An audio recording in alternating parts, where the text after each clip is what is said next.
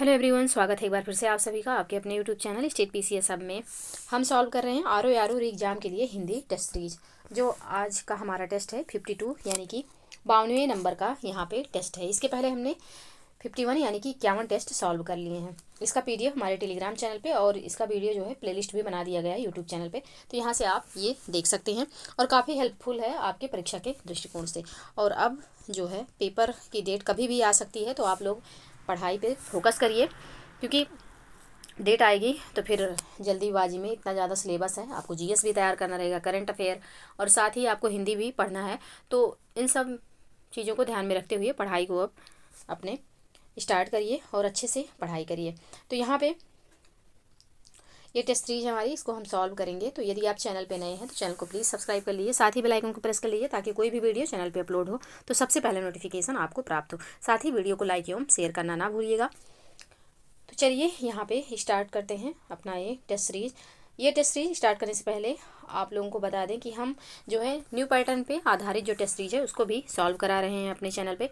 बहुत से कोचिंग संस्थान में पेड टेस्टिंग चल रही है, तो हम जो है इसको सॉल्व करा रहे हैं, फ्री ऑफ कॉस्ट है, आप अच्छे से सॉल्व कर सकते हैं। साथ ही अब इसका जो पीडीएफ है यानी कि जो new pattern base test series है, इसका जो पीडीएफ है हमारे टेलीग्राम चैनल पे अपलोड होगा। तो यदि आप चैनल पे नए हैं तो टेलीग्राम ग्रुप भी ज्वाइन कर लीजिए ताकि कोई भी पीडीएफ वगैरह शेयर हो तो आपको प्राप्त हो सके। तो चलिए स्टार्ट करते हैं अपना ये टेस्ट सीरीज। तो ये पूरा जो ये टेस्ट सीरीज हम सॉल्व कर रहे हैं, ये पूरा व्याख्या के साथ सॉल्व कर रहे हैं, यानी कि जो चारों यहाँ पे ऑप्शन दिए हुए हैं इनकी व्याख्या भी करेंगे। तो चलिए स्टार्ट करते हैं। यहाँ पे पहला प्रश्न है कि इनमें से विलोम शब्दों का सही युग्म है विभव, पराभव, आवर्तक, प्रवर्तक, उत्सर्जन, विसर्जन, उन्मूलन, निमीलन। तो कौन सा यहाँ पे सही युग्म है? तो इसका जो सही आंसर हो जाएगा यह हो जाएगा ऑप्शन ए, विभव का विलोम जो यहाँ पे पराभव दिया है बिल्कुल सही है। बाकी आवर्तक का विलोम प्रवर्तक नहीं होता है, अनावर्तक हो जाएगा, अनावर्तक। और उन्मूलन का हो जाएगा रोपण, रोपण विलोम हो जाएगा उन्मूलन का। साथ ही जो यहाँ पे उत्सर्जन का विसर्जन विलोम दिया हुआ है, तो विसर्जन जो है ये आवाहन का विलोम होता है, आवाहन का विलोम होगा विसर्जन। तो यहाँ पे इसका जो सही आंसर हो जाएगा यह हो जाएगा ऑप्शन ए, ऑप्शन ए यहाँ पे सही आंसर। नेक्स्ट प्रश्न है विपद का विलोम है अपद, सुखद, संपद या फिर दुखद। तो यहाँ पे विपद का जो विलोम हो जाएगा क्या हो जाएगा? तो ये हो जाएगा आपका संपद, ऑप्शन सी में है, ऑप्शन सी यहाँ पे सही आंसर होगा। साथ ही अपद का जो विलोम होगा यह हो जाएगा पद, और सुखद का विलोम हो जाएगा दुखद। तो ये दोनों यानी कि बी का जो विलोम हो जाएगा यह हो जाएगा डी, और विपद का जो सही विलोम होगा यह हो जाएगा ऑप्शन सी, और ऑप्शन सी यहाँ पे सही आंसर होगा। नेक्स्ट प्रश्न है युक्ति युक्त का विलोम है योम, युक्तहीन, युक्ति संगत या फिर संयुक्त। तो यहाँ पे जो इसका सही आंसर हो जाएगा यह हो जाएगा ऑप्शन बी, यानी कि युक्ति युक्त का जो विलोम होगा यह हो जाएगा युक्तिहीन, ऑप्शन बी में यहाँ पे सही आंसर हो जाएगा। नेक्स्ट प्रश्न है निम्नलिखित विलोम युग्मों में से कौन सा एक अशुद्ध है? विज्ञ, अभिज्ञ, निःस्वार्थ, परमार्थ, घोष, अघोष, काल, अकाल। तो कौन सा यहाँ पे अशुद्ध है? तो यहाँ पे ऑप्शन बी में जो निःस्वार्थ का परमार्थ दिया हुआ है ये सही नहीं है, क्योंकि निःस्वार्थ का जो सही विलोम होगा यह हो जाएगा स्वार्थ, स्वार्थ हो जाएगा इसका सही विलोम। बाकी तीनों ऑप्शन ये बिल्कुल सही सुमेलित हैं, तो ऑप्शन बी यहाँ पे सही आंसर हो जाएगा प्रश्न के अकॉर्डिंग। नेक्स्ट प्रश्न है आच्छादित का सही विलोम शब्द है परीक्षण, अनाच्छादित, प्रतिपन्न या फिर निःशेष। तो आच्छादित का जो यहाँ पे सही विलोम हो जाएगा यह हो जाएगा अनाच्छादित, तो अनाच्छादित ऑप्शन बी में है, ऑप्शन बी यहाँ पे सही आंसर हो जाएगा। नेक्स्ट प्रश्न है तनवंगी का विलोम है कृष्ण, संयुक्त, स्थूलांगी या फिर निशंक। तो यहाँ पे जो यहाँ पे तनवंगी का सही विलोम होगा यह हो जाएगा स्थूलांगी, ऑप्शन सी यहाँ पे सही आंसर होगा। कृष्ण का यहाँ पे जो सही विलोम होगा यह हो जाएगा शुक्ल।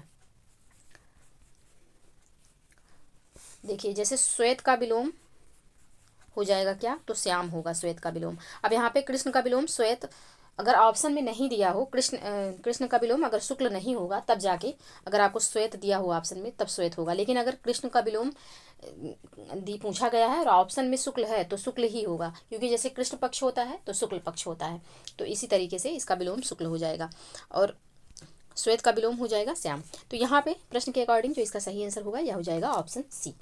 नेक्स्ट प्रश्न है निम्नलिखित विलोम युग्मों में से कौन सा एक त्रुटिपूर्ण है? गूढ़, प्रकट, चांचल्य, स्थैर्य, ऐतिहासिक, अनैतिहासिक, कुलदीप, सकलदीप। तो यहाँ पे कौन सा सुमेलित नहीं है? तो यहाँ कुलदीप का जो सकलदीप दिया हुआ है, कुलदीप का जो सही विलोम होगा यह हो जाएगा कुलांग, कुलांग या कुलांगर हो जाएगा, कुलांगर, ये इसका सही विलोम होगा। तो ऑप्शन डी यहाँ पे सही सुमेलित नहीं है। बाकी गुड़ का विलोम प्रकट बिल्कुल सही है, चांचल्य का विलोम स्थैर्य भी बिल्कुल सही सुमेलित है, और ऐतिहासिक का विलोम अनैतिहासिक भी यहाँ पे बिल्कुल सही सुमेलित है। ऑप्शन डी यहाँ पे प्रश्न के अकॉर्डिंग सही आंसर हो जाएगा। नेक्स्ट प्रश्न है, रिद्धि का सही विलोम है, तो रिद्धि का जो सही विलोम हो जाएगा यह हो जाएगा विपन्न, ऑप्शन सी में है, ऑप्शन सी यहाँ पे सही आंसर होगा। बाकी वक्र का जो सही विलोम किसका होता है? वक्र, तो वक्र जो है यह ऋजु का सही विलोम होता है।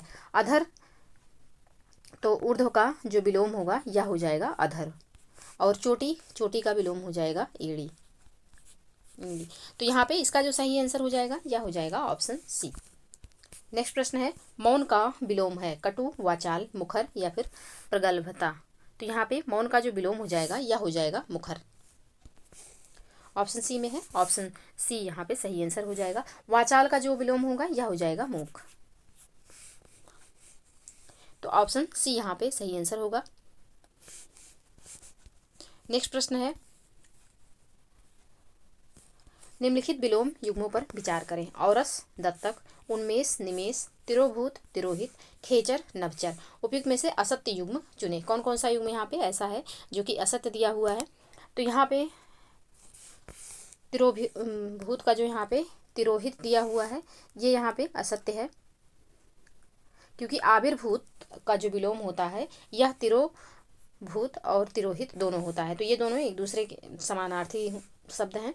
और साथ ही खेचर का जो यहाँ पे नभचर दिया हुआ है ये भी यहाँ पे अपोजिट है, क्योंकि खेचर नभ में जो चलता है उसे ही खेचर कहते हैं, तो ये दोनों शब्द समानार्थी हैं। इनका जो सही विलोम हो जाएगा यह हो जाएगा भूचर, भूचर हो जाएगा। तो यहाँ पे जो असत्य है युग्म है यानी कि 3 और 4 ये हो जाएंगे ऑप्शन सी, ऑप्शन सी यहाँ पे सही आंसर होगा। बाकी औरस का जो यहाँ पे सही विलोम दत्तक, लेकिन औरस का अगर सही विलोम देखा जाए तो यहाँ पे जारज होता है, जारज, लेकिन दत्तक भी हो जाएगा क्योंकि औरस यानी कि विवाहिता पत्नी से उत्पन्न पुत्र और दत्तक यानी कि गोद लिया हुआ पुत्र, तो एक तरीके से सही ये भी विलोम इसका हो जाएगा। उन्मेष का विलोम निमेष बिल्कुल सही है। बाकी तिरोभूत और तिरोहित दोनों समानार्थी हैं, ये किसके विलोम है? तो आविर्भूत के विलोम हो जाएंगे। और खेचर का विलोम जो हो जाएगा यह हो जाएगा भूचर, तो यहाँ पे तीसरा और चौथा सही सुमेलित नहीं है, तो ऑप्शन सी यहाँ पे सही आंसर हो जाएगा। नेक्स्ट प्रश्न है, निम्नलिखित वाक्यों में से कौन सा एक अशुद्ध है? वह स्कूटर आज बिक गया जिसे मैंने कल खरीदा था, इतनी देर में आप क्यों आए? मेरा यह सुझाव तुम्हारे हित का है, पिताजी मेरे लिए कुछ कपड़ा ले आए, तो कौन सा यहाँ पे सही सुमेलित नहीं है, अशुद्ध है, तो इसका सही आंसर हो जाएगा ऑप्शन सी, मेरा यह सुझाव तुम्हारे हित का है, तो इसका जो शुद्ध रूप होगा यह हो जाएगा मेरा यह सुझाव तुम्हारे हित के लिए है, तो ऑप्शन सी यहाँ पे अशुद्ध है और यही इसका आंसर हो जाएगा। प्रश्न के अकॉर्डिंग ऑप्शन सी सही आंसर होगा। नेक्स्ट प्रश्न है, निम्नलिखित कथनों में से एक शुद्ध है। बंदूक एक बहुत उपयोगी शस्त्र है, तो बंदूक जो है ये शस्त्र नहीं है, बंदूक जो है ये अस्त्र है, तो पहला कथन यहाँ पे गलत हो जाएगा। 2 वर्षों के बीच भारत एवं कनाडा के बीच कटुता बढ़ गई है, तो ये भी यहाँ पे अशुद्ध हो जाएगा, क्योंकि इसका जो शुद्ध रूप होगा यह हो जाएगा कि 2 वर्षों के बीच भारत एवं कनाडा में कटुता उत्पन्न हो गई है, उनकी शंका का निवारण तुम ही कर सकते हो, ये भी वाक्य यहाँ पे अशुद्ध है, क्योंकि इसका जो शुद्ध वाक्य होगा यह हो जाएगा उनकी शंका का समाधान तुम ही कर सकते हो, तो यहाँ पे ऑप्शन सी भी अशुद्ध है। जो यहाँ पे ऑप्शन डी दिया हुआ है, ये गंभीर व्यक्ति के मन की थाह नहीं मिलती, ये वाक्य यहाँ पे शुद्ध है, यही इसका आंसर हो जाएगा, तो ऑप्शन डी यहाँ पे सही आंसर होगा। बाकी ऑप्शन ए, बी और सी का हमने शुद्ध वाक्य का जो शुद्ध रूप होगा वो देखा, तो ऑप्शन डी यहाँ पे पहले से ही शुद्ध है, यही इसका आंसर हो जाएगा। नेक्स्ट प्रश्न है, निम्नलिखित वाक्यों में से कौन सा एक अशुद्ध है? सीता अत्यंत ही सुंदर थी, आजकल वहाँ काफ़ी सरगर्मी दिखाई देती है, वह बिल्कुल बात नहीं करना चाहती, आपके इच्छानुसार कार्य नहीं होता है, तो कौन सा वाक्य यहाँ पे अशुद्ध है? तो इसका जो सही आंसर हो जाएगा यह हो जाएगा ऑप्शन ए, सीता अत्यंत ही सुंदर थी, ये वाक्य जो है ये अशुद्ध है, सीता अत्यंत सुंदर थी, ये वाक्य यहाँ पे शुद्ध होगा, तो ही का प्रयोग यहाँ पे अनुचित है, तो ऑप्शन ए जो है यहाँ पे अशुद्ध है। बाकी ये तीनों वाक्य बिल्कुल सही रूप में लिखे हुए हैं। नेक्स्ट प्रश्न है, निम्नलिखित वाक्यों में से कौन सा एक शुद्ध है? फूलों पर हिमबिंदुएं चमक रही हैं। मैं आपका धन्यवाद करता हूँ। कई सौ बरस तक भारत माता के गले में बेड़ियां पड़ी रहीं, एक एक कर सभी मर गए। तो कौन सा वाक्य है जो कि यहाँ पे बिल्कुल शुद्ध रूप में लिखा हुआ है? तो ऑप्शन डी में जो यहाँ पे दिया हुआ है कि एक एक कर सभी मर गए, ये वाक्य बिल्कुल शुद्ध है। तो ऑप्शन डी यहाँ पे प्रश्न का सही आंसर हो जाएगा। ऑप्शन डी यहाँ पे सही आंसर होगा। बाकी ऑप्शन ए में जो दिया हुआ है कि फूलों पर हिमबिंदुएं चमक रही हैं, इसका जो शुद्ध वाक्य होगा यह होगा फूल पर हिमकण चमक रहे हैं। और ऑप्शन बी में जो दिया हुआ है मैं आपका धन्यवाद करता हूँ, इसका जो शुद्ध रूप होगा यह होगा मैं आपको धन्यवाद देता हूँ। और ऑप्शन सी में जो यहाँ पे है कि कई सौ बरस तक भारत माता के गले में बेड़ियां पड़ी रहीं, इसका जो शुद्ध रूप होगा यह हो जाएगा कि कई सौ बरसों तक भारत माता के गले में बेड़ियां पड़ी रहीं। ये जो बरस लिखा हुआ है यह शुद्ध है, बरसों इस तरीके से लिखा जाएगा, कई वर्षों तक भारत माता के गले में बेड़ियां पड़ी रहीं। तो ऑप्शन डी जो है यहाँ पहले से शुद्ध रूप में लिखा हुआ है, यही इसका आंसर हो जाएगा। नेक्स्ट प्रश्न है, निम्नलिखित वाक्यों में कौन सा एक अशुद्ध है? धन्यवाद आपके रुपए प्राप्त हुए, आप पर राम ने मुकदमा चलाया है, दर्शकों में भिन्न भिन्न वर्ग के लोग थे, छात्रों ने मुख्य अतिथि को मानपत्र से सम्मानित किया।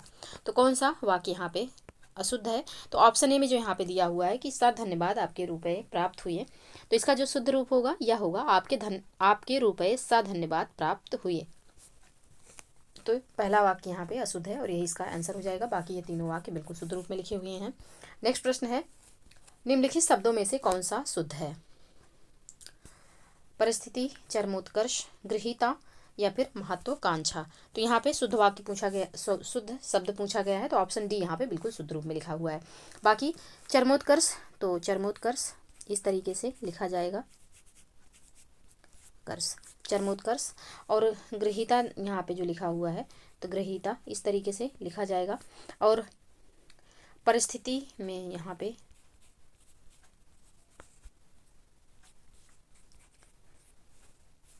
परिस्थिति इस तरीके से लिखा जाएगा, तापे भी छोटी की मात्रा रहेगी। महत्वाकांक्षा ऑलरेडी यहाँ पे शुद्ध रूप में लिखा हुआ है, तो यही इसका सही आंसर हो जाएगा। नेक्स्ट प्रश्न है, निम्नलिखित शब्दों में से कौन सा अशुद्ध है? दरिद्रता, पूजनीय, यावत जीवन या फिर पुनराभिनय। तो यहाँ पे कौन सा अशुद्ध है? तो यहाँ पे पुनराभिनय जो यहाँ पे लिखा हुआ है ये वाक्य यहाँ पे अशुद्ध है, सॉरी ये शब्द यहाँ पे अशुद्ध रूप में लिखा हुआ है, तो ऑप्शन डी इसका सही आंसर हो जाएगा।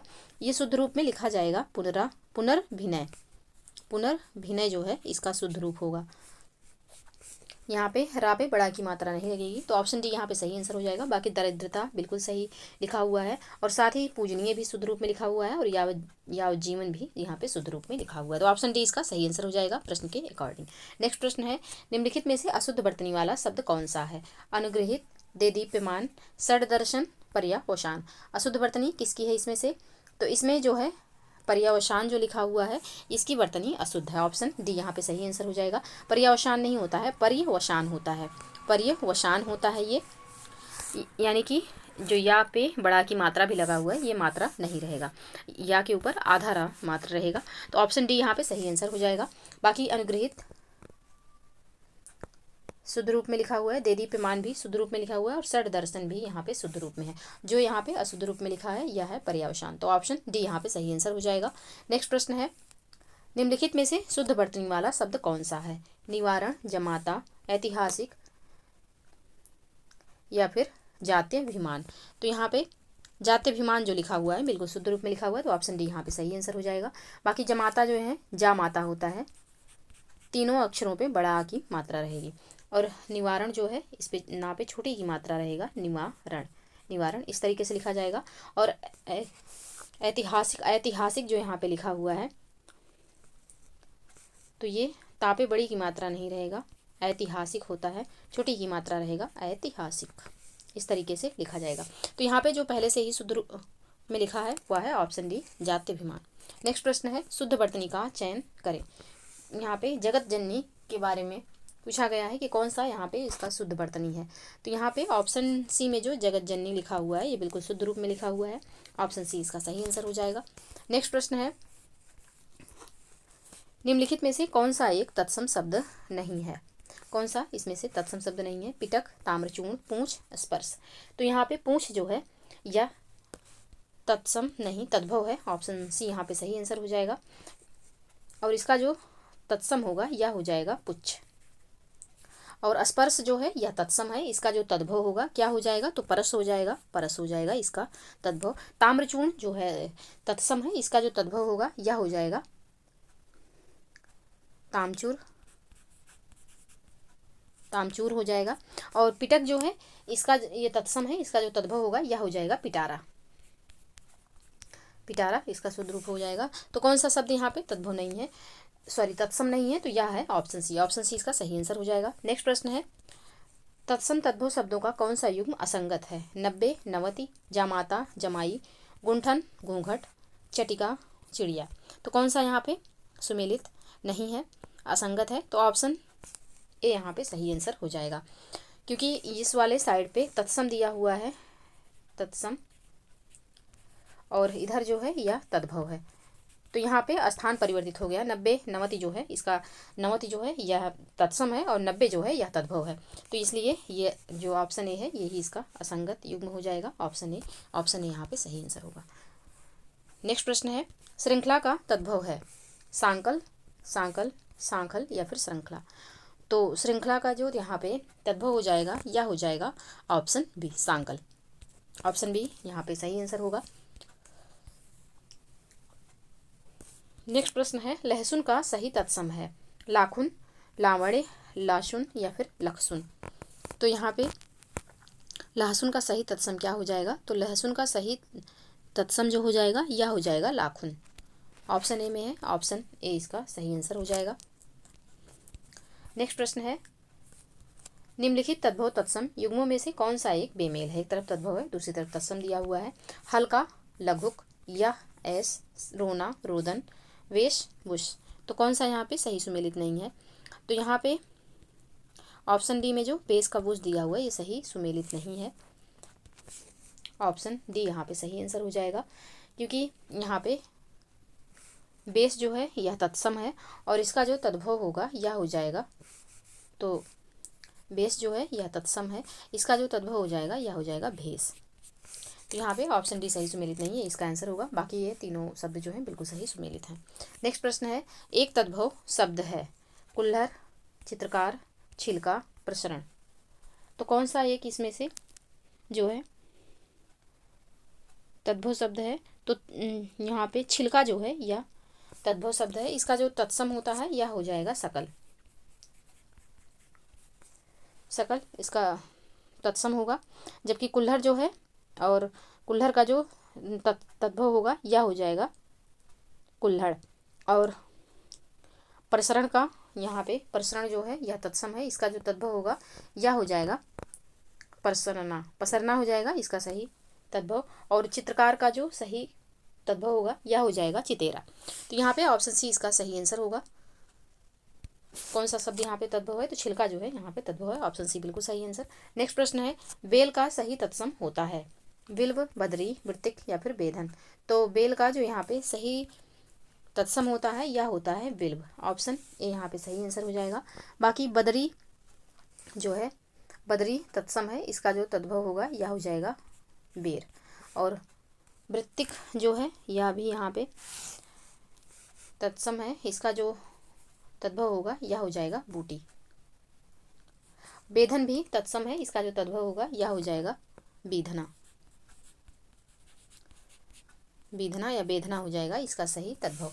तो ऑप्शन ए यहाँ पे सही आंसर हो जाएगा प्रश्न के अकॉर्डिंग। नेक्स्ट प्रश्न है वरासा किसका तद्भव शब्द है।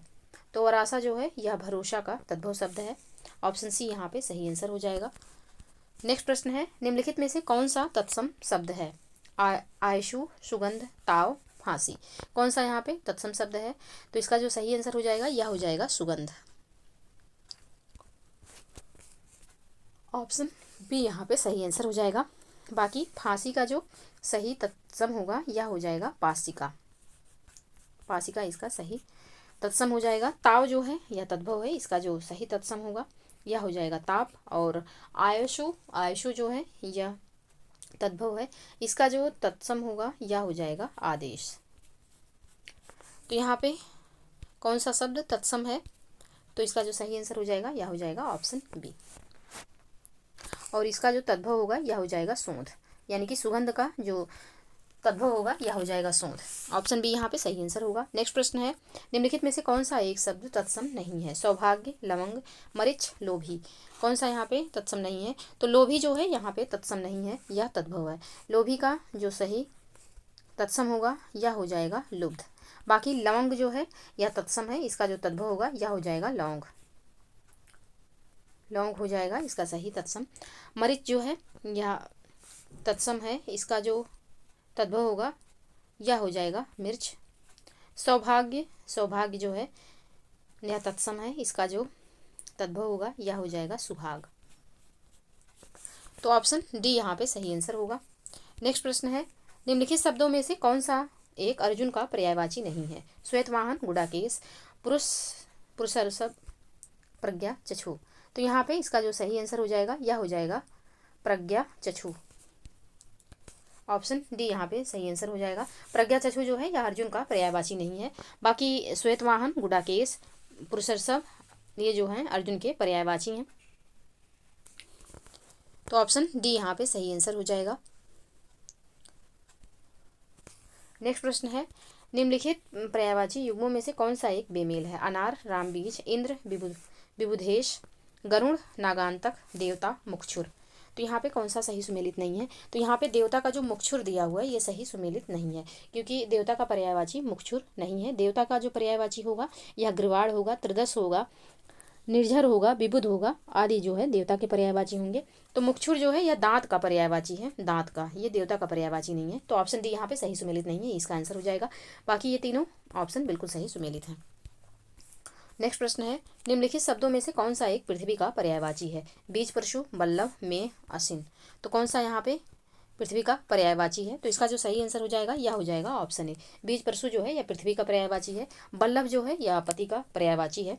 मेह जो है यह बारिश का पर्यायवाची है। और असिन जो है यह बिजली का पर्यायवाची है। तो ऑप्शन ए यहाँ पे सही आंसर हो जाएगा। नेक्स्ट प्रश्न है, निम्नलिखित में से कौन बादल का पर्यायवाची नहीं है? धराधर, वारिधर, व्याघ्र या फिर पयोधर। तो कौन सा यहाँ पे बादल का पर्यायवाची नहीं है? तो यहाँ पे जो बादल का पर्यायवाची नहीं है यह है ऑप्शन सी। व्याघ्र जो है यह शेर का पर्यायवाची है, यह बादल का पर्यायवाची नहीं है। बाकी धराधर, बारिधर और पयोधर ये तीनों बादल के पर्यायवाची हैं। तो ऑप्शन सी यहाँ पे बिल्कुल सही आंसर हो जाएगा। यम भगिनी किसका पर्यायवाची है? गंगा का, यमुना का, पार्वती का या फिर सरस्वती का। तो यहाँ पे यम भगिनी जो है ये किसका पर्यायवाची है? तो ये पर्यायवाची है यमुना जी का। ऑप्शन बी यहाँ पे सही आंसर हो जाएगा। नेक्स्ट प्रश्न है, अरुण शिखा पर्यायवाची है? कबूतर का, पक्षी का, मुर्गा का या फिर गधा का। तो अरुण शिखा जो है यह मुर्गा का पर्यायवाची है। ऑप्शन सी यहाँ पे सही आंसर हो जाएगा। और मुर्गे के अन्य पर्यायवाची तमचुर हो जाएगा, चरणायुध हो जाएगा, ताम्रचूर्ण हो जाएगा इत्यादि। तो ऑप्शन सी यहाँ पे सही आंसर हो जाएगा। अरुण शिखा जो है यह किसका पर्यायवाची है? तो यह मुर्गे का पर्यायवाची है। ऑप्शन सी बिल्कुल सही आंसर हो जाएगा। नेक्स्ट प्रश्न है, समुद्र का पर्यायवाची नहीं है? नदीस, अरणव, जलधि, गयंद। तो यहाँ पे जो गयंद है ये समुद्र का पर्यायवाची ना होकर के हाथी का पर्यायवाची हो जाएगा। तो ऑप्शन डी यहाँ पे सही आंसर होगा, जो कि सही सुमेलित नहीं है। प्रश्न के अकॉर्डिंग समुद्र का पर्यायवाची नहीं है। बाकी नदीस, अरणव और जलध ये तीनों समुद्र के पर्यायवाची हैं। तो ऑप्शन डी यहाँ पे सही आंसर हो जाएगा। नेक्स्ट प्रश्न है, निम्नलिखित पर्यायवाची युग में से कौन सा एक बेमेल है? सड, साजिश, शेर, चित्रक, सर्प, सारंग, नगपति, हिमालय। तो कौन सा यहाँ पे सही सुमेलित नहीं है? तो इसका जो सही आंसर हो जाएगा यह हो जाएगा ऑप्शन ए। जो सड का यहाँ पे साजिश दिया हुआ है ये सही सुमेलित नहीं है, क्योंकि सड जो है ये किसका पर्यायवाची है? तो ये थर्ड जेंडर का पर्यायवाची होगा। और बाकी साजिश का पर्यायवाची सड नहीं होता है। सड जो है यह थर्ड जेंडर का पर्यायवाची होता है। तो ऑप्शन ए यहाँ पे सही आंसर हो जाएगा, क्योंकि ये सही सुमेलित नहीं है, बेमेल है। बाकी शेर का चित्रक बिल्कुल सही है। सर्प का सारंग भी यहाँ पे सही है। और नगपति जो है या हिमालय का पर्यायवाची ये भी यहाँ पे सही सुमेलित है। तो ऑप्शन ए यहाँ पे बिल्कुल सही आंसर हो जाएगा। नेक्स्ट प्रश्न है, भूमिजा पर्यायवाची है? द्रौपदी का, सीता का, दुर्गा का या फिर सरस्वती का। तो भूमिजा किसका पर्यायवाची है? तो भूमिजा जो है यह पर्यायवाची है सीता जी का। ऑप्शन बी में है, ऑप्शन बी यहाँ पे सही आंसर हो जाएगा। और सीता जी के अन्य जो पर्यायवाची हैं ये वैदेही हो जाएगा, जनक किशोरी, जनक सुता, ये सब भी सीता जी के पर्यायवाची हैं। भूमिजा, वैदेही ये सब भी सीता जी के पर्यायवाची हैं। तो भूमिजा यहाँ पे ऑप्शन बी सीता जी का पर्यायवाची है। नेक्स्ट प्रश्न है, भूसुर, भूदेव, महिषुर पर्यायवाची है? ब्राह्मण के, ब्रह्मा के, राक्षस के या फिर रमणी के। तो यहाँ पे ये सब पर्यायवाची हो जाएंगे ब्राह्मण के। ऑप्शन ए यहाँ पे सही आंसर हो जाएगा। भूसुर, भूदेव और महिषुर किसके पर्यायवाची हैं? तो ब्राह्मण के पर्यायवाची हैं। ब्राह्मण का एक पर्यायवाची यहाँ पे द्विज भी होता है, द्विज। तो ऑप्शन ए यहाँ पे सही आंसर हो जाएगा। नेक्स्ट प्रश्न है, निम्नलिखित वाक्यों में से किस एक में सार्वनामिक विशेषण का प्रयोग हुआ है? कोई महिला रो रही है, मेरी कार नई है, राधा अति सुंदर लड़की है, उपयुक्त सभी में। तो यहाँ पे इसका जो सही आंसर हो जाएगा यह हो जाएगा कोई महिला रो रही है। कोई महिला जो है, इसमें कोई जो है यह विशेषण का कार्य कर रहा है। तो जो सर्वनाम शब्द संज्ञा के ठीक पहले आते हैं तथा संज्ञा की विशेषता बतलाते हैं उन्हें सार्वनामिक विशेषण कहते हैं। कोई महिला रो रही है वाक्य में सार्वनामिक विशेषण का प्रयोग हुआ है, तो ऑप्शन ए यहाँ पे सही आंसर हो जाएगा। नेक्स्ट प्रश्न है, निम्नलिखित में से कौन सा एक विशेषण नहीं है? वैष्णव, वन्य, डाकिये या फिर ऋषि। तो यहाँ पे ऋषि जो है यह विशेषण नहीं है। ऑप्शन डी यहाँ पे सही आंसर हो जाएगा। ऋषि जो है यहाँ पे विशेष्य है। इसका जो विशेषण होगा यह हो जाएगा आर्ष। ऋषि का विशेषण हो जाएगा आर्ष। ऑप्शन डी यहाँ पे सही आंसर हो जाएगा। बाकी वैष्णव जो है यह विशेषण है। इसका जो विशेष्य होगा यह हो जाएगा विष्णु। विष्णु जी से बना है वैष्णव। तो यहाँ पे वैष्णव का जो विशेष्य होगा यह विष्णु हो जाएगा। वन्य का जो विशेष्य होगा यह हो जाएगा वन। और डाकिये का जो विशेष्य होगा यह हो जाएगा डाक। तो यहाँ पे जो विशेषण पहले से नहीं है यह है ऋषि, और ऋषि का जो सही विशेषण होगा यह हो जाएगा आर्ष। तो ऑप्शन डी यहाँ पे सही आंसर हो जाएगा। ऑप्शन डी यहाँ पे सही आंसर होगा। नेक्स्ट प्रश्न है, लाखों लोग ताजमहल देखने जाते हैं वाक्य में विशेष है। लोग ताजमहल देखने लाखों, कितने, तो यहाँ पे कौन सा जो है विशेष है? तो विशेष जो होगा यहाँ पे हो जाएगा लाखों। ऑप्शन डी यहाँ पे सही आंसर हो जाएगा।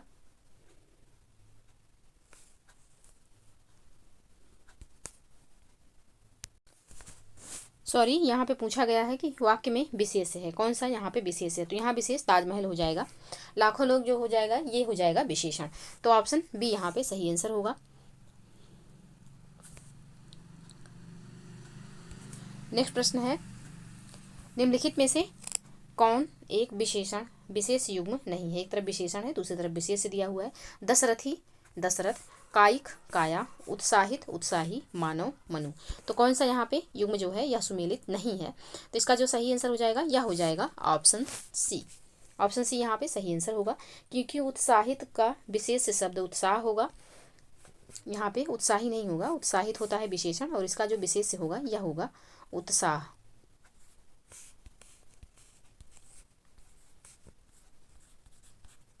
उत्साह इसका विशेष हो जाएगा, उत्साही नहीं होगा। तो ऑप्शन सी यहाँ पे सही सुमेलित नहीं है। बाकी दशरथी का दशरथ बिल्कुल सही है, कायिक का काया और मानव का मनु हो जाएगा।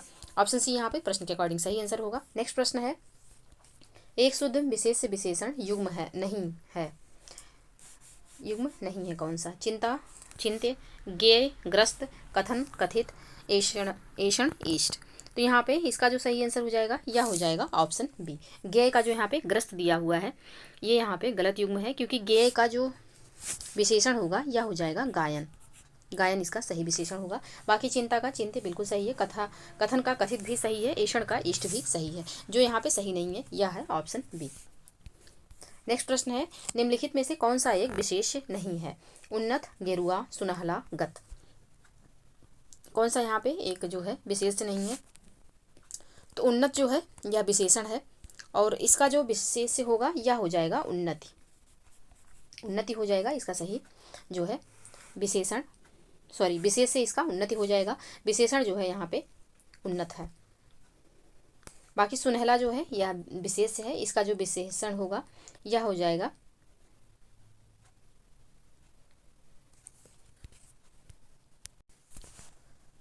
यहाँ पे प्रश्न में थोड़ा सा गलत हो गया है।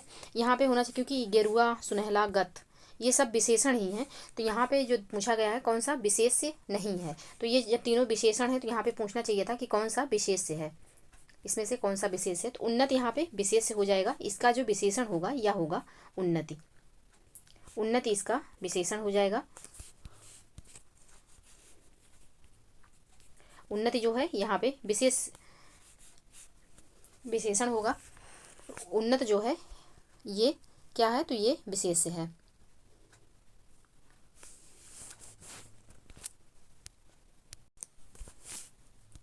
ये पूरा प्रश्न गलत है, क्योंकि यहाँ पे जो चारों ऑप्शन दिए हुए हैं चारों ये विशेषण हैं और किसी भी एंगल से यहाँ पे नहीं बन रहा है, विशेष से एक भी शब्द नहीं है, क्योंकि उन्नत का जो विशेष से होता है उन्नति होता है और गेरुआ का जो यहाँ पे विशेष से होगा यह हो जाएगा गेरु, और गत का जो विशेष से होगा यह हो जाएगा गति।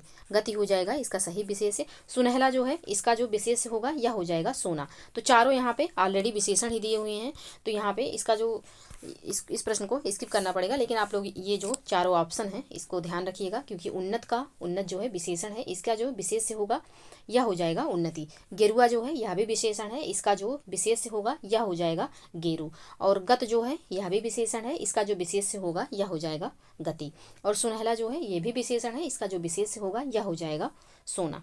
तो यहाँ पे प्रश्न संख्या 46 जो है इसका हमने आप सिर्फ प्रश्न वो जो ऑप्शन दिए हुए हैं इसका एक तरीके से विशेषण विशेष से देखा है, इसमें कोई भी इसका सही आंसर नहीं होगा। नेक्स्ट प्रश्न है, निम्नलिखित में से कौन सा एक गुणवाचक विशेषण नहीं है? भारतीय, पापी, आगामी या फिर सभी गुणवाचक विशेषण हैं।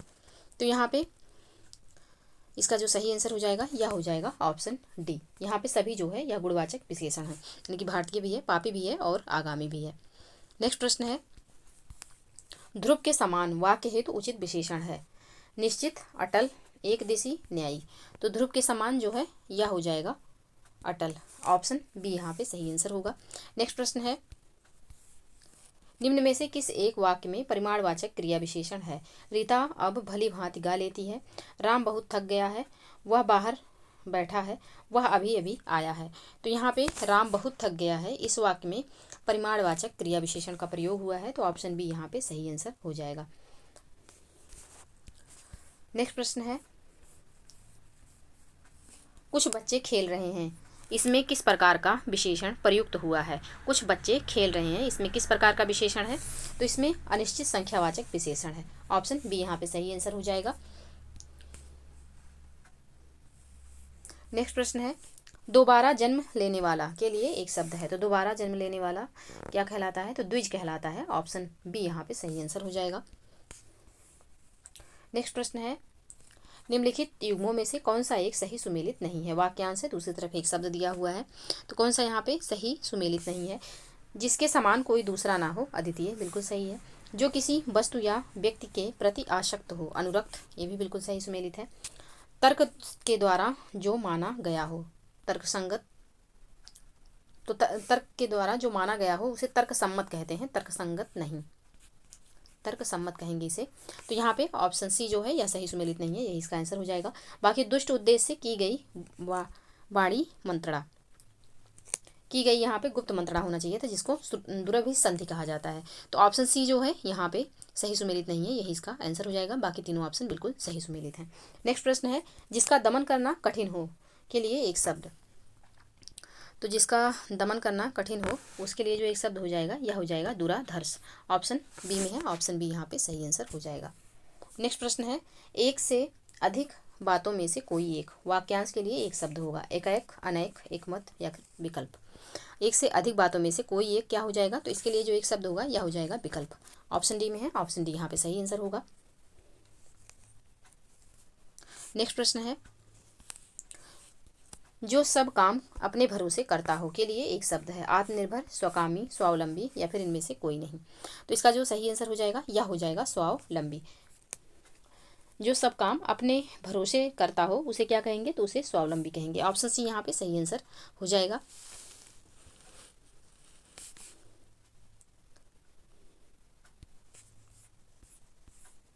नेक्स्ट प्रश्न है, जहाँ तक और जितना संभव हो वाक्यांश के लिए उपयुक्त शब्द है, यथासाध्य, यथासंभव, यथाशक्ति या फिर यथाक्रम। तो जहाँ तक और जितना संभव हो इस वाक्य के लिए सही जो शब्द हो जाएगा यह हो जाएगा यथासंभव, ऑप्शन बी में है, ऑप्शन बी यहाँ पे सही आंसर होगा। नेक्स्ट प्रश्न है, निम्नलिखित युग्मों में से कौन सा सही सुमेलित नहीं है? कौन सा यहाँ पे सही सुमेलित नहीं है? एक तरफ वाक्यांश है, दूसरी तरफ एक शब्द दिया हुआ है। स्त्री बस में रहने वाला स्त्रैण, उत्तराधिकार में मिलने वाली जायदाद, विरासत, जिस पर विश्वास किया जा सके, विश्वसनीय, पुलिस या सेना में नया भर्ती जवान, रंगरूट। तो यहाँ पे कौन सा सही सुमेलित नहीं है? तो ऑप्शन बी में जो यहाँ पे दिया हुआ है कि उत्तराधिकार में मिली जायदाद जो है यह विरासत नहीं, ये रिक्त कहलाती है, रिक्त, रिक्त कहलाएगी, उत्तराधिकार में मिली जायदाद। तो ऑप्शन बी यहाँ पे सही सुमेलित नहीं है, यही इसका आंसर हो जाएगा। नेक्स्ट प्रश्न है, ऐसड़ा किस वाक्यांश के लिए सही एक शब्द है? तो ऐसड़ा जो है ये किस वाक्यांश के लिए एक सही शब्द है? तो सांसारिक वस्तुओं को प्राप्त करने की इच्छा ऐसड़ा कहलाती है। ऑप्शन यहाँ पे सही आंसर हो जाएगा। कल्पना से परे बात के लिए कल्पनातीत होता है। तो ऑप्शन ए यहाँ पे सही आंसर होगा। नेक्स्ट प्रश्न है, जिसके हृदय को चोट पहुंची हो के लिए एक शब्द है? मर्माहत, अनाहूत, हृदय विदारक या फिर इनमें से कोई नहीं। तो जिसके हृदय को चोट पहुंची हो, इसके लिए यहाँ पे सही आंसर हो जाएगा मर्माहत। ऑप्शन ए यहाँ पे सही आंसर होगा। अनाहूत तो जिसको बुलाया ना गया हो उसे कहेंगे अनाहूत। इसके लिए जो एक वाक्यांश होगा, तो जिसे बुलाया ना गया हो उसे कहेंगे अनाहूत। हृदय विदारक तो हृदय का विदारण करने वाली कोई घटना क्या कहलाएगी? तो हृदय विदारक कहलाएगी। तो यहाँ पे इसका जो सही आंसर हो जाएगा यह हो जाएगा ऑप्शन ए। नेक्स्ट प्रश्न है, स्त्रियों द्वारा अपनी इज्जत बचाने के लिए किया गया सामूहिक अग्नि प्रवेश वाक्यांश के लिए सही एक शब्द है? सती प्रथा, अग्नि विदारक, जौहर या फिर इनमें से कोई नहीं। तो स्त्रियों द्वारा अपनी इज्जत बचाने के लिए किया गया सामूहिक अग्नि प्रवेश क्या कहलाता है? तो ये कहलाता है जौहर। ऑप्शन सी यहाँ पे सही आंसर हो जाएगा। सती प्रथा क्या होता था कि जब किसी स्त्री का यानी कि जब पति की मृत्यु हो जाती थी तो पत्नी को साथ में ही जला दिया जाता था, तो जिसको कहा जाता था सती प्रथा। और जौहर जो है इसमें स्त्रियां अपनी इज्जत के लिए अपने आप को बचाने के लिए सामूहिक जो है अग्नि प्रवेश करती थी, अपनी मर्जी से करती थी इसमें, तो ये जौहर कहलाता था। और सती प्रथा में ज़रूरी नहीं है कि हर कोई अपने मर्जी से ही करे, ज़बरदस्ती भी कराया जाता था सती प्रथा। तो ऑप्शन सी यहाँ पे सही आंसर हो जाएगा। तो ये रहे 60 प्रश्न जिनको हमने सॉल्व किया। आई होप कि आप लोगों को वीडियो पसंद आए। वीडियो पसंद आए तो लाइक एवं शेयर जरूर करिएगा। कमेंट सेक्शन में बताइएगा कि आपके कितने क्वेश्चन सही हो रहे हैं। तो चलिए आज के लिए बस इतना ही, मिलते हैं नेक्स्ट वीडियो में। तब तक के लिए आप लोग पढ़ते रहिए, स्वस्थ रहिए। जय हिंद, जय भारत।